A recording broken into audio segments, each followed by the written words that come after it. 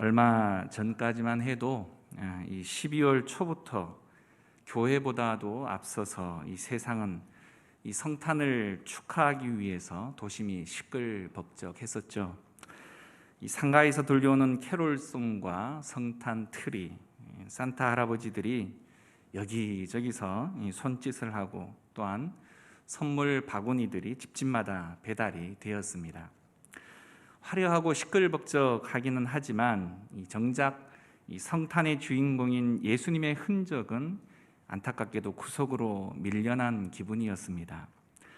이러할 때 갑자기 찾아온 이 코로나는 이 모든 거짓 주인공들을 몰아내고 사실상 이 창조 이전의 상태와 같은 무질서의 그 두려움을 그 자리에 앉혀 놓았습니다. 어쩌면 지금이 이 세상 상술로 가득했던 이 성탄의 진정한 주인을 제대로 밝힐 기회인지도 모르겠는데 코로나의 두려움에 이 족쇄에 묶여서 그 기회마저 놓치고 있지는 않은지 안타깝네요. 이 시점에서 우리는 다시 한번 그래서 이 예수님이 누구신지 그리고 왜 이 땅에 오셔야만 하셨는지 이 사실을 다시 한번 되새겨 보는 일들을 통해서 이 땅에 파묻혀서 하늘의 것을 생각하지 못하는 우리의 시선을 좀 새롭게 해서 그 크신 하나님의 사랑을 깊이 좀 깨닫고 공휴일과 또한 행사일로서가 아닌 성탄의 진정한 의미를 깨달을 수 있는 시간이 될 수 있기를 간절히 소망합니다.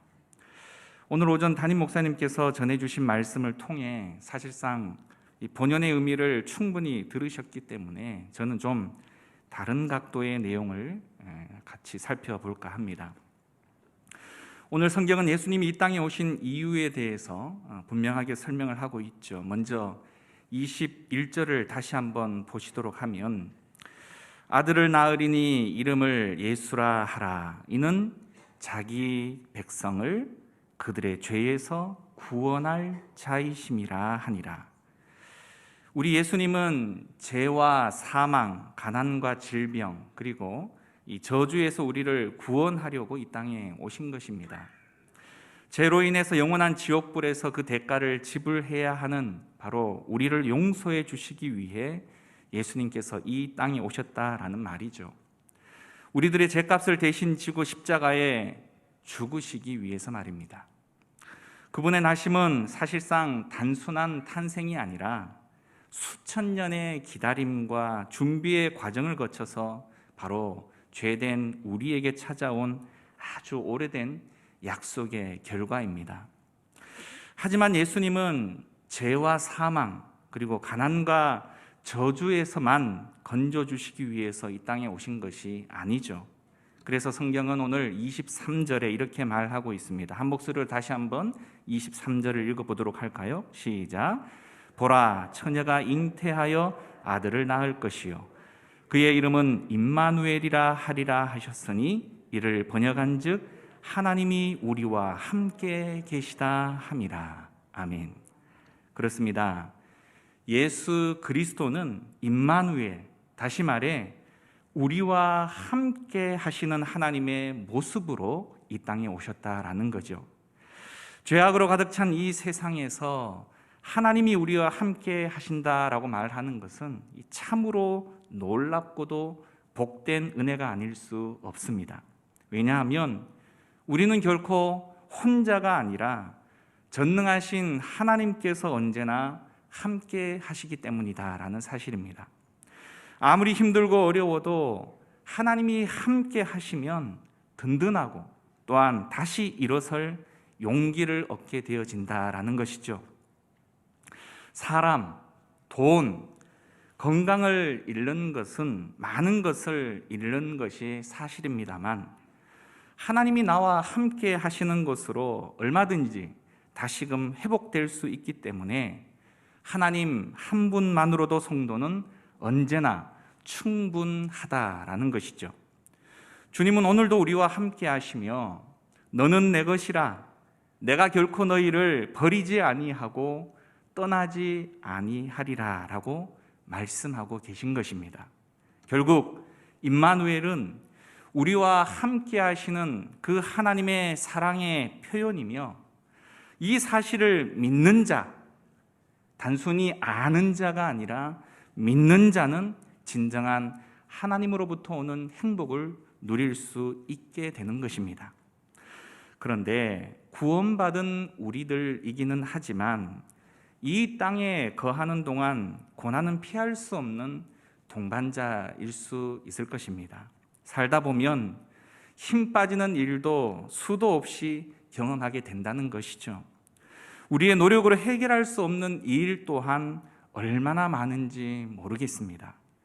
그럼에도 고난 가운데 항상 기뻐할 수 있는 것의 그 뿌리는 바로 우리가 지치지 않고 살아갈 수 있는 그 힘의 근원은 우리와 함께 하시어서 격려하시며 하늘의 힘을 허락하시는 임마누엘 되시는 예수님 때문이다라는 사실을 우리는 끝없이 고백해야만 할 줄 압니다. 이 사실을 바로 묵상할 때 우리는 어떤 상황 가운데에서도 절망하거나 또한 포기하지 않을 수 있다는 것이죠. 예수님과 동행함의 능력을 우리의 삶들 가운데에 체험할 수 있어야 한다는 것입니다. 또한 희미해진 우리의 신앙을 회복할 수 있는 비결도 바로 나와 함께 하기 위해 이 땅에 오신 예수님, 지금도 나와 함께 하시는 그 예수님을 끝없이 묵상하며 그분을 진정으로 바라보게 되어질 때 그 구원의 기쁨이 회복될 줄 믿습니다. 사랑을 흔히 상대가 원하는 방식대로 주는 것이 아니고 바로 내가 원하고 내가 사랑하고 내가 또한 기뻐하는 방식으로 주는 것이다라고 착각을 하는 이들이 있죠. 그것은 사랑이 아니라 폭력입니다. 그렇다면 주님께서는 도대체 우리를 어떻게 아시기에 적절한 도움을 주실 수가 있으신 것일까요? 히브리서 4장 15절 말씀에 우리에게 있는 대제사장은 우리의 연약함을 동정하지 못하실 리가 아니요 모든 일에 우리와 똑같이 시험을 받으신 이로되 죄는 없으시니라 라고 말씀하고 있습니다. 히브리서는 예수님을 표현하면서 하나님과 우리를 이어주는 바로 대제사장의 사명을 그분께서 감당하셨는데 그분은 우리와 똑같이 육체적인 삶을 경험하시는 것을 통해서 육체가 주는 온갖 시험을 친히 받으셔서 우리의 온갖 연약함을 동정하신다라는 말씀입니다. 인간이 만들어낸 모든 신은 사실상 그저 자신의 높은 보좌에 앉아서 지시만 하고 인간의 예배와 그 재물만을 탐낼 뿐인데 하나님은 바로 우리와 같은 인생을 사랑하셔서 친히 자신의 영광을 바로 도저히 감당치도 못할 이 낮고 천한 이 땅에 초라하고 불편한 인생의 그 가죽을 입고 오신 분이시다라는 사실, 이것은 가히 유래를 찾아볼 수 없는 사건일 뿐만이 아니라 그분의 삶은 사실상 이 땅에서조차도 가장 추악한 죄를 처벌하는 그 십자가에 달려 저주받아 죽는 모습으로 귀결이 되어진다라는 사실이죠.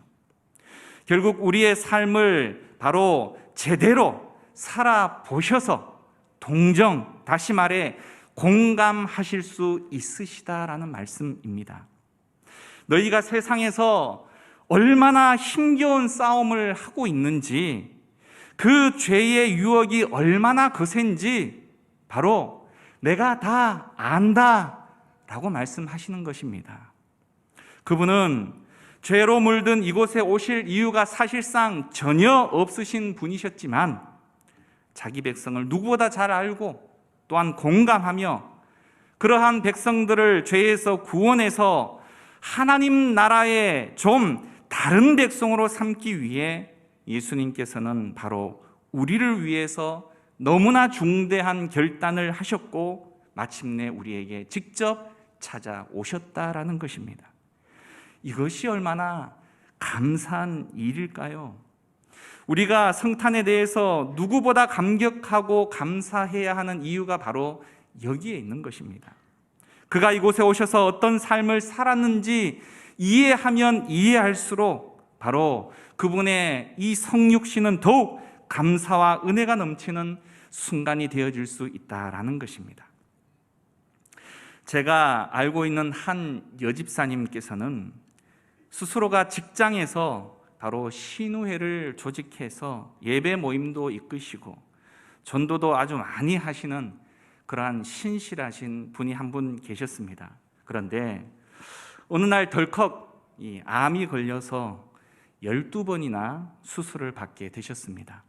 그때 그분은 하나님을 위해서 내가 이렇게 열심히 살아왔는데 왜 이렇게 나에게 어려움이 닥쳤을까? 자신의 이전의 삶에 대한 인간적인 회의가 찾아왔다라고 말씀하셨습니다. 그런데 그 당시 지인 중 한 사람이 암 투병을 할 때 그에게 복음을 전하고 싶었는데 그 자신은 암을 겪지 않아서 그 고통을 모르기 때문에 내가 그에게 복음을 전하려다 자칫 말로만 떠들어대는 것이 아닌가라는 마음에 주저했었다라고 말하였습니다.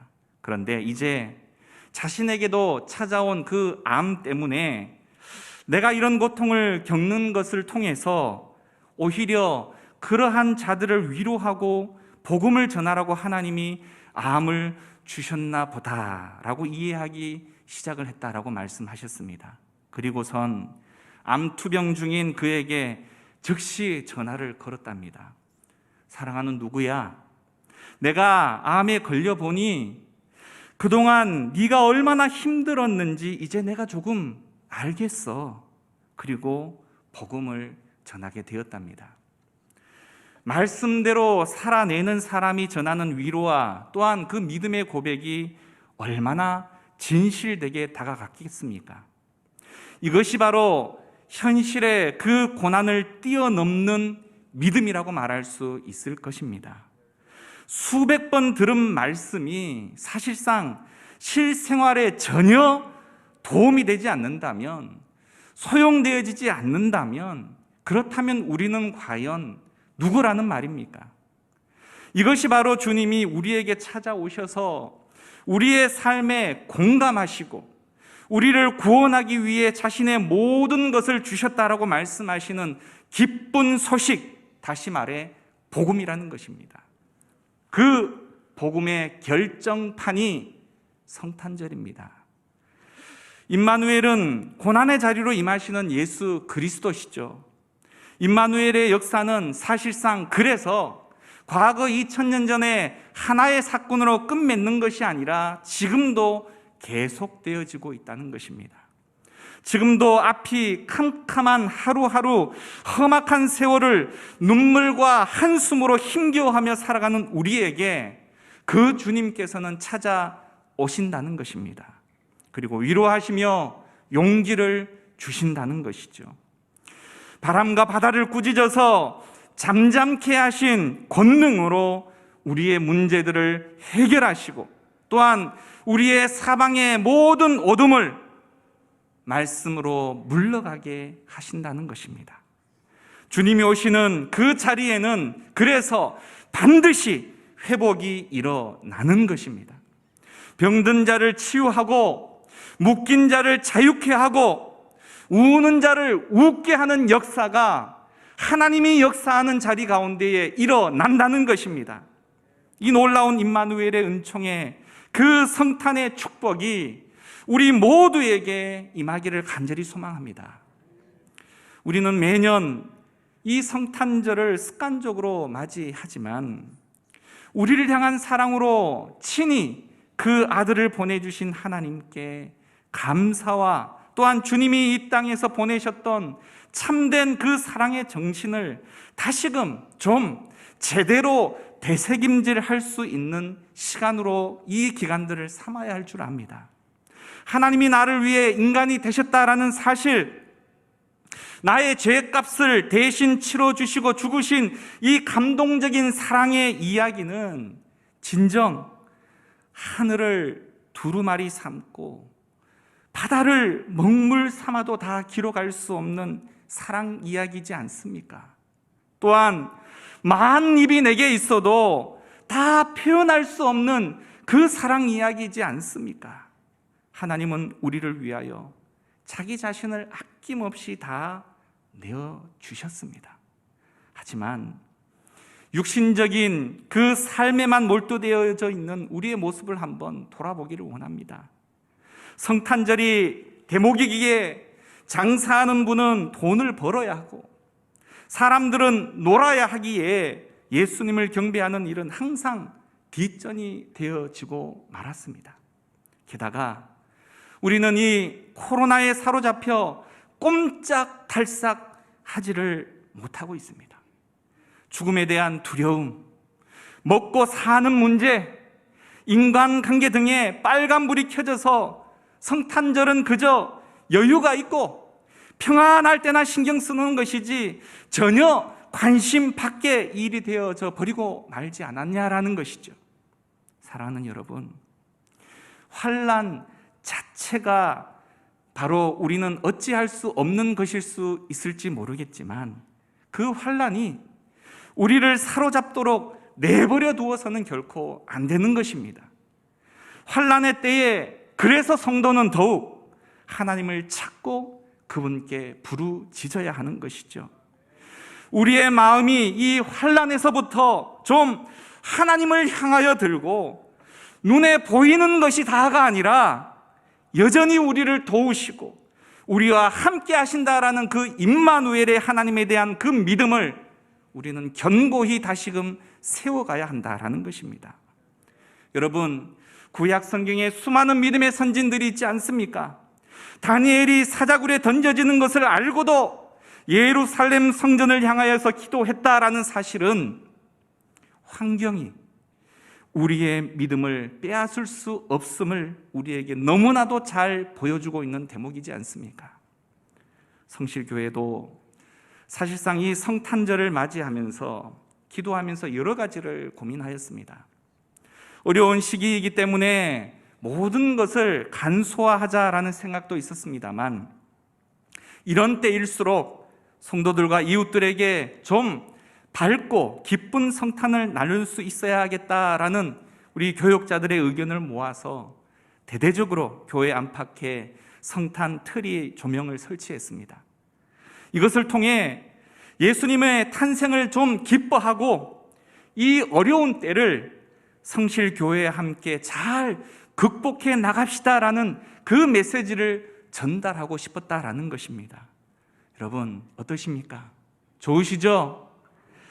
코로나의 위협이 사방에서 우겨쌀지라도 우리 마음 중심에서 이 하나님의 자리를 빼앗기지 않기를 소망합니다.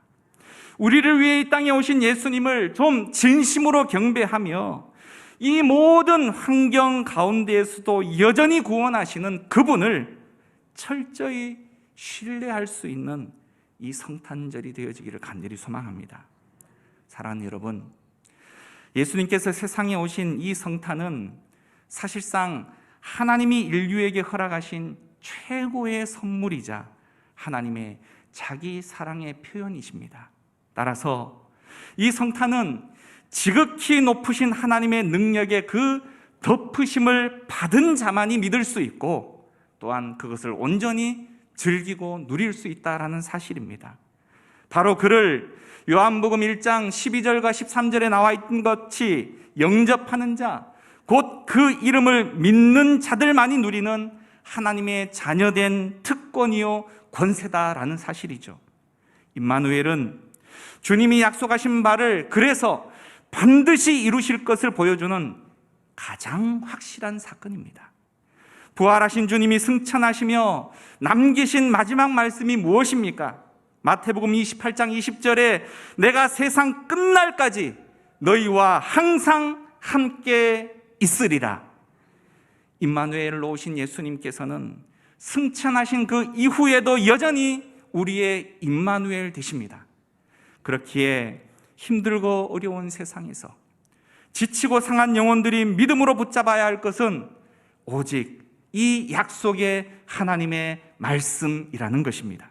그 그 말씀이 우리를 살게 할 것이기 때문이라는 것이죠. 결국 하나님이 우리와 함께 계시다라는 사실을 믿는 성도는 세상에서 가장 행복한 사람입니다. 때로 능력이 있고 실력이 있는 사람을 알고 그 사람과 함께 할 수 있다면 그보다 더 든든하고 또한 뿌듯한 것이 없다고 우리들은 여기죠. 반대로 내게는 그런 사람이 없음으로 인해서 의기소침할 때도 있을 줄 압니다. 그런데 성경은 진정 우리가 함께 해야 할 분, 복이 되고 힘이 되는 분은 바로 누구인지에 대해서 정확하게 우리에게 알려주고 계시죠. 바로 세상에서 가장 위대하고 부유하시고 세상에서 가장 능력이 있으신 분, 예수님이 지금 우리와 함께 하십니다. 나와 함께 하십니다. 결국 이 세상에서 누릴 수 있는 최고의 복은 하나님과 함께 하는 것입니다. 아멘이십니까?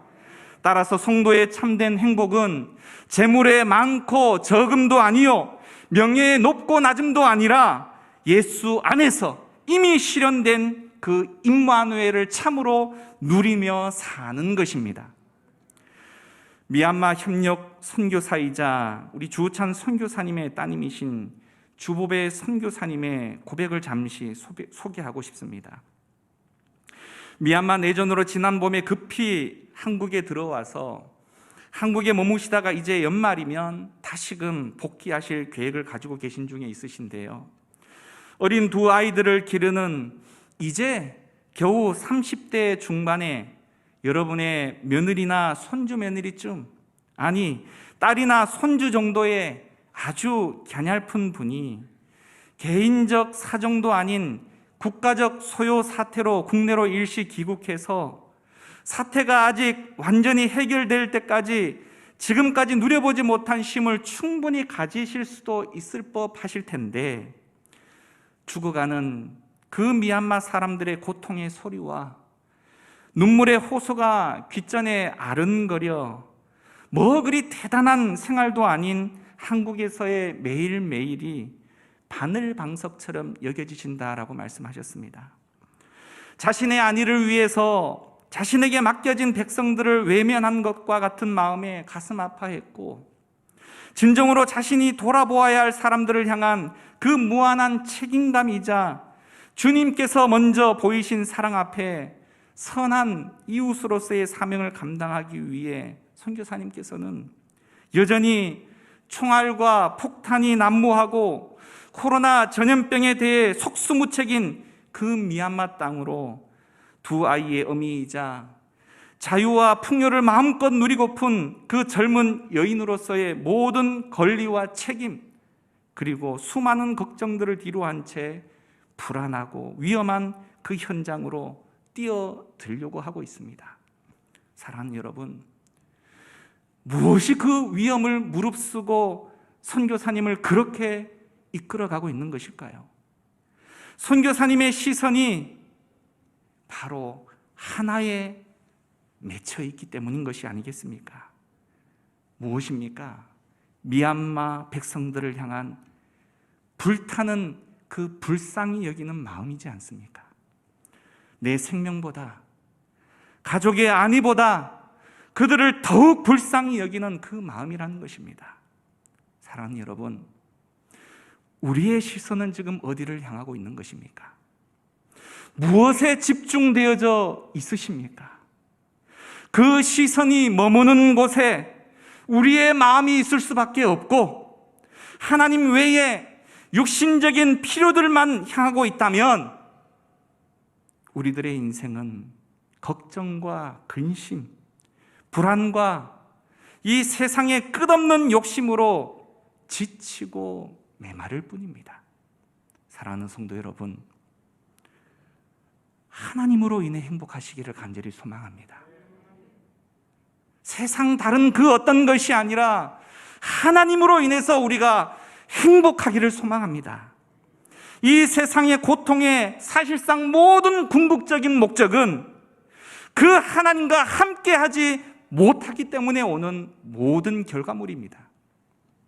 따라서 그 임마누엘을 우리 각자가 말로만이 아니라, 머리로만이 아니라 실제 누리고, 내가 누린 것으로 인하여 그 맛과 그 기쁨을 온전히 체험하는 것을 통해서 그 소식을 이제 다른 이들에게 전할 수 있는 성도들이 되어져야 하지 않겠습니까? 주변에 힘 있고 능력 있고 돈 있는 사람이 없냐라고 한탄하며, 힘 있고 돈 있고 능력 있는 사람들을 향해 분노하며 원망하기보다 마치 하나님에게 한 것과 같이 여기시는 고아와 과부와 나그네와 그러한 소외된 이들에게 사랑을 베풀 줄 아는 그런 우리 모든 성실인이 되어질 수 있기를 간절히 소망합니다. 하나님은 우리를 위해 모든 것을 주셨습니다. 기도하겠습니다.